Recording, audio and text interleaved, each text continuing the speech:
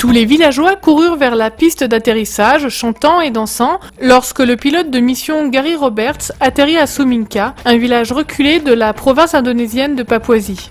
Il fallut 10 ans aux villageois pour abattre les arbres à la main afin de libérer une piste d'atterrissage dans leur village montagneux. Et l'avion de mission de Gary fut le premier à atterrir. C'était un grand événement. Quand Gary sortit de l'avion, la foule se tut. Leurs chants et leurs danses avaient cessé. « Est-ce que c'est un avion adventiste ?» demanda un homme. Les villageois avaient vu le logo des 3 anges sur la queue de l'avion. Gary fut surpris.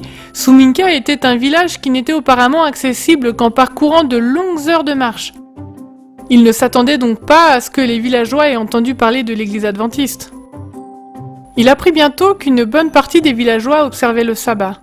La raison, dirent-ils, était à cause d'un chien adventiste.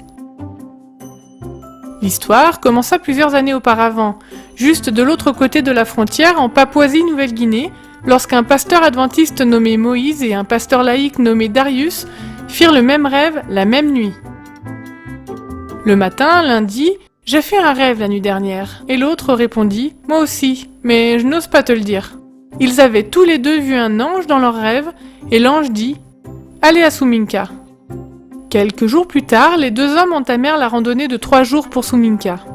Arrivés au village, ils annoncèrent que des réunions d'évangélisation se tiendraient chaque soir pendant 1 semaine sous un arbre de l'autre côté du village.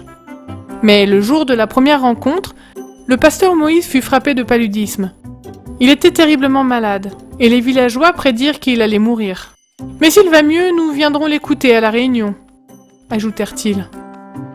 Toute la journée, le pasteur Moïse fut malade, mais à 17h, il se sentit soudainement mieux. Il prit un bain et alla prêcher. Après, il tomba de nouveau très malade. Ce phénomène se produisit toute la semaine. Il était malade jusqu'à 17h, puis il récupérait, prenait un bain et prêchait. Ensuite, il repartait dans son lit. Lors des réunions, il parla du sabbat et mit en garde contre la consommation de viande impure comme le porc. Les cochons sauvages sont un plat populaire dans les montagnes de Papouasie. Quand la semaine s'acheva, le pasteur Moïse fit un appel, mais personne ne s'avança. Les pasteurs Moïse et Darius rentrèrent profondément déçus. Ils se demandèrent pourquoi ils avaient eu ce rêve, mais aucun résultat. À Suminka, la vie reprit son cours jusqu'au samedi matin. Le chien de chasse le plus performant du village, Dolby, se leva et descendit la piste. Son propriétaire ainsi que d'autres villageois pensaient qu'il avait flairé quelque chose, alors ils le suivirent. Dolby se rendit auprès de l'arbre où le missionnaire avait parlé et s'assit. Les villageois pensaient que c'était étrange. Le samedi suivant, Dolby fit la même chose. Il se leva, se dirigea vers l'arbre et s'assit. Il refusait de chasser le samedi. Les villageois remarquèrent également que Dolby avait cessé de manger du porc. Il refusait de chasser les cochons sauvages et autres animaux impurs. « Dolby est devenu adventiste », affirmait un villageois.